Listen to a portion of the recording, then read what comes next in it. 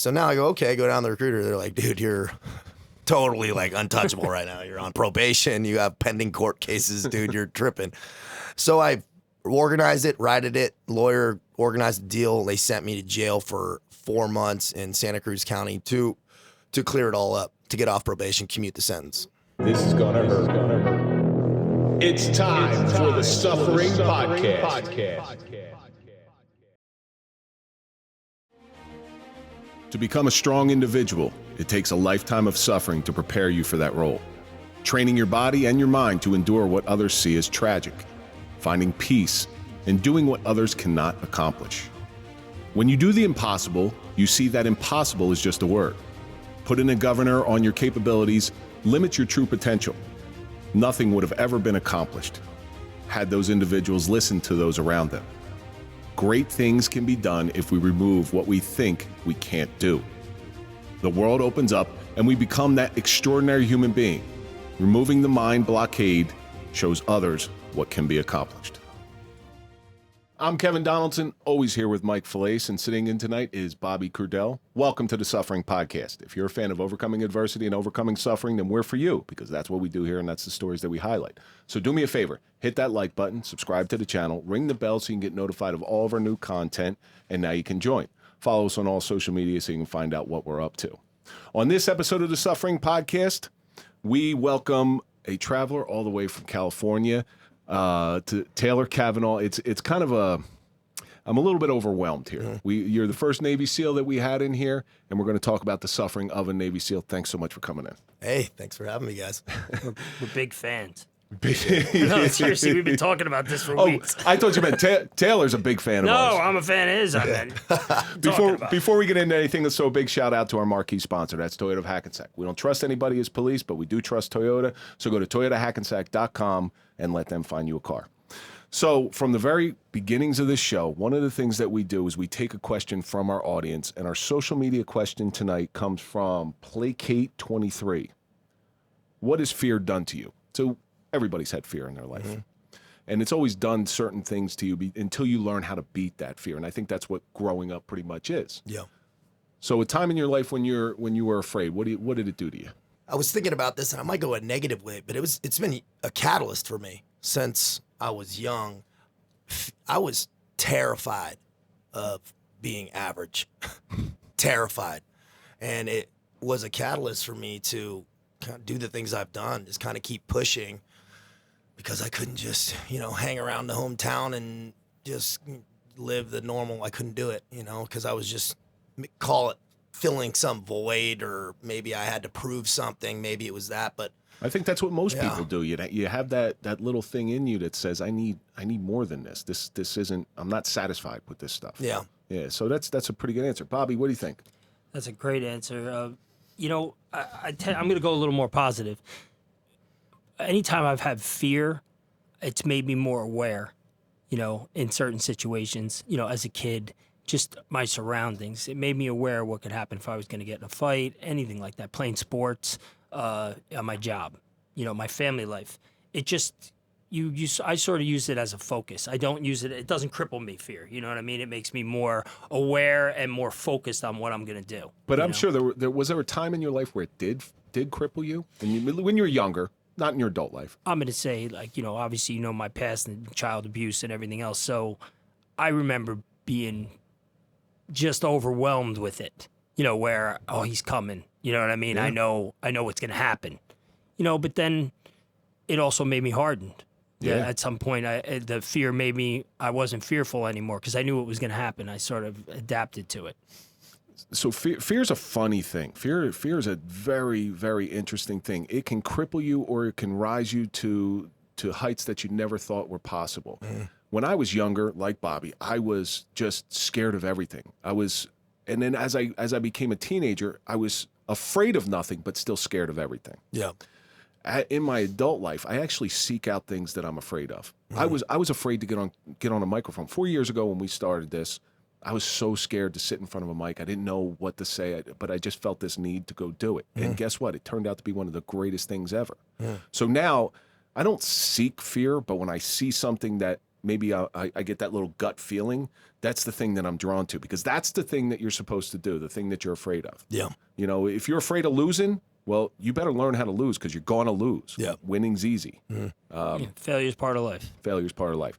So that's probably going to be the quickest social media question, because you got a lot going on that I really want to get into. So Placate23, thank you so much for sending that question in. Keep sending in your questions. We'll try to get them on the air. And while you're at it, go to 234 Franklin Avenue. Go see Gus at Cubita Cafe in Nutley, New Jersey. Gus has got some of the most amazing food, a classically trained chef, and he really treats you like family. So go to 234 Franklin Avenue. Go see Gus at Cubita Cafe.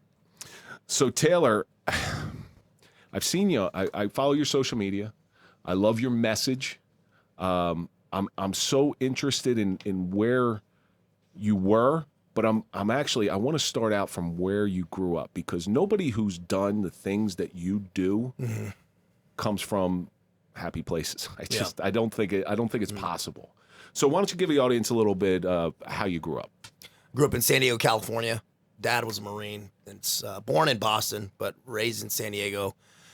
Most beautiful place in the world. Yeah, it's amazing, you know, and it was, you know, late 80s, early 90s, I was on a Marine base, because it's an old Chinook base, and we just stayed out there after my dad got out, you know, the sun and more into the warm weather than the winters. So that's where, from my entire formative years, from 5 to high school, that's where, you know, and they had a tumultuous relationship, you know, breaking up. And so there was a lot of tension. Well, Marines, they're notorious for, you know, they're married to the core. Right. Well, my dad wasn't even like that. He was in 5. He was out, you know, by the time I was 5. And so he had, you know, work and jobs, and there were some alcohol issues and drugs, and it was just tumultuous. Was he a Vietnam guy? No, he's too young. But so very grateful for how I grew up. I had amazingly supportive parents, sports and stuff. I mean, I never wanted for anything. We didn't have a lot of money and stuff like that, but I always felt loved. I always had support, but there was just some tension in the house quite a bit. It's amazing how much kids draw that attention in. You know, it carries on to your adult life. I don't care how strong you are. Yeah. So you played sports. What was your sports? So in high school, I focused on football and lacrosse. But growing up, it was swimming, soccer, baseball. I did pretty much everything. Oh man, that's gonna bring you into your next phase of life. But so I know you had some trouble growing up. You got into a little bit of trouble. Yeah. What was your first steps into that trouble? I was always mixing it up a little bit. Just not a bad kid. I wasn't doing evil shit, but I definitely wasn't huge on authority, and I just kind of did what I wanted. It was really in high school where I kind of got arrested a couple times for fights and things like that. And then I got kicked out of school senior year for possession of marijuana. And that changed the trajectory, because I lost some scholarship opportunities for lacrosse. I couldn't play senior year. And I just didn't even really understand the gravity of the situation. I was so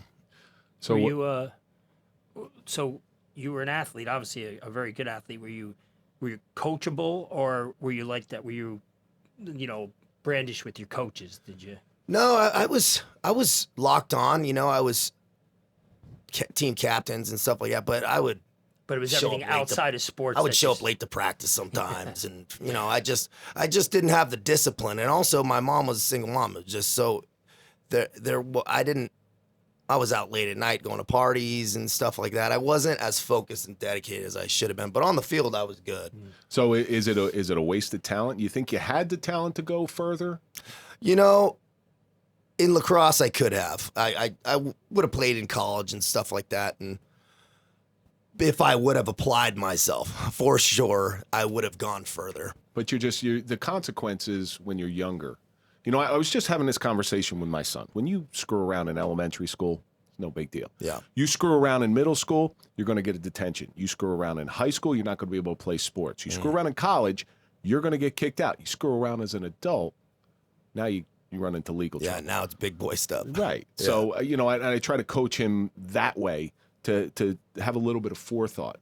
So you get thrown out of high school. Did you finish high school? Yeah, I finished high school. I just went to the neighboring high school, but the way the rules were, I couldn't play there.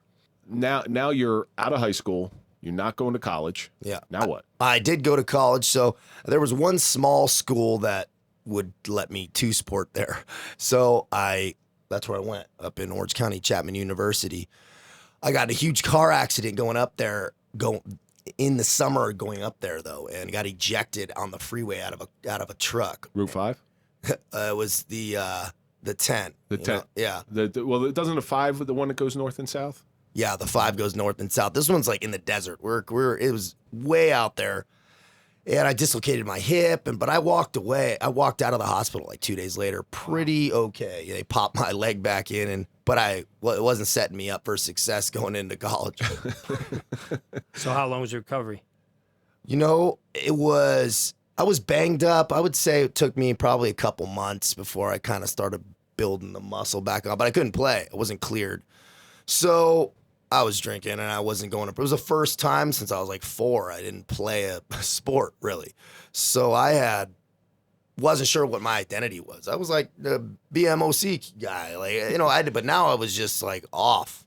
And so I was drinking, man. I wasn't going to class and failed out pretty much. Pretty much you get forced off campus first semester. Because you're invincible until you're not. Oh yeah, and I was not invincible. I walked through a glass door like 2 months after that. My poor mom, man, 75 stitches, my whole face came off, and it was just a rough couple months going into freshman year. So it's a good point. At this time, your mother, single mother, trying to control this kid who seems to start getting a little bit more out of control. Your mother's got to be tearing her hair out. Yeah, my poor mom, man. It's great now because you know what? That's been the beautiful piece of all this is kind of getting right, overcoming. But then, we were way out in the woods, lost at that time, and my mom was trying to make it work. She's an unbelievable, hardworking woman, very successful, and man, it's selfish, right? It's just that living that's selfish way. But that's what kids do. Immaturity, used to having everything your own way, kind of, you know what I mean? And just that whole invincible thing, too, filters into it. But kids are selfish by nature. It's not their fault. They think very ethnocentrically. The world revolves around them. Yeah. And at some point, you realize that the world doesn't revolve around you. Yeah. Did you have that moment? Not yet. Not yet. Pretty much just a couple of years ago. A couple of years ago? Yeah. I don't even know how old you are. 38. You're 38. Yeah. No, you're still, God. Young. Yeah, you're still young. Your hips still work. Yeah. My hips don't work anymore. So now you're out of college. You got the idle time does the devil's work. You're getting involved in all this stuff. How bad did it get for you? Was it prison? Was there jail? Well, yeah. So I graduated from college. I righted the ship, and it took me about 5 years. Long story short, I patched together a degree, but during that time, I had accumulated quite a few arrests, probably 10 or 12, were drunk in public, disturbing the peace, just driving on a suspended DUI. Nothing violent, nothing like you're stealing shit. No, it wasn't. Stuff Yeah, like knucklehead stuff, right? Knucklehead stuff, but I was like, oh, not a big deal, not a big deal. Then I look and try to get in the military because I always knew I was going in the military. That wasn't even a question.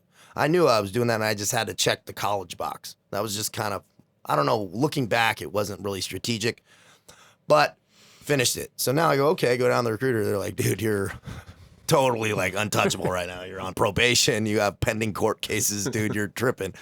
So I organized it, righted it, lawyer organized the deal. They sent me to jail for 4 months in Santa Cruz County to clear it all up, to get off probation, commute the sentence. So you were able to get off probation. Yeah. It sounds like almost like a PTI, but you still have to serve the time. Right. PTI in New Jersey is Pretrial intervention. Yeah, you get out of jail. You get out of jail free. Yeah. Well, I requested to go. I asked to go to jail because I really was on informal probation. I didn't have to check in, or it wasn't like anything. But you can't have any type of paperwork to get in the military.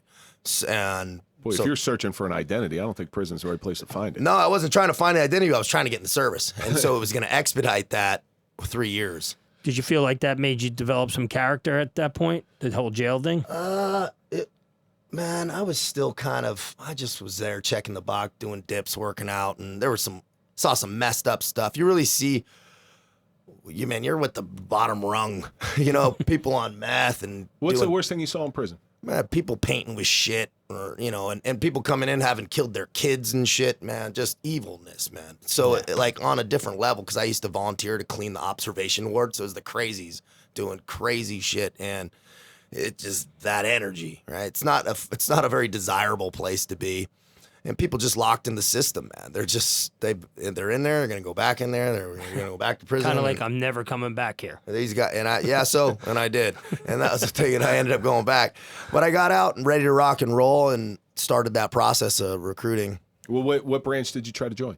I tried to go to the Marine Corps first because I was scared of failing SEAL training. I was fearful. Yeah, right? You could always go force recon if you went to the Marines. Well, yeah, they said no. They turned me down for tattoos. I had too many tattoos, so they said no. Went to the Army. They said no for my background. So I was scared as shit. This was a moment where fear crippled me for a moment, where like 3 days I laid on my mom's couch. Didn't tell her anything, but I was like, oh no, I ruined my life. You figured that you got nowhere to go. Yeah, what's your degree in, first of all? Politics and international relations. Okay, that serves you well. That's good. Yeah, That's good for the military. Yeah, I liked it, man. I was interested in that whole political realm a little bit back in the time. Then you find the Navy. Yep. Or I went there. They were it was last chance you, man, and they said, yeah, we can work with what you got on, because it really wasn't anything bad, just misdemeanors and some stuff, but stacked. Well, the Navy's got some cool shit. Like, they really got some cool shit. Because my cousin, he was a Navy diver, and he dove. He did the recovery on the USS Cole. Okay. But when you hear him talk about the Navy, a lot of people will join the Navy because they want to do military service, but they think that it's an easier route. Yeah. It's not. So he saw some shit. He's all fucked up from what he saw on the USS Cole, but he loved it. He loved it because his grandfather was a Navy man too. Yeah. My uncle. So, but the Navy's got it's got a lot of latitude in there. Kind of what I liked about it. Yeah, they got a spread, a lot of specialties, and I said, hey, I'm here to be a SEAL. That's it. And they said, okay, because that's pretty much your only option. You could do this. I think aviation tech. I couldn't do any other thing because I had drug charges, no convictions. But they said, hey, if you can pass all the PSTs and get your waivers and letters of recommendation from SEALs and all this, then you can earn a contract. So you run us through the process to become SEALs, because I'm pretty sure these days Navy SEALs are very prominent. You see a lot of them out there.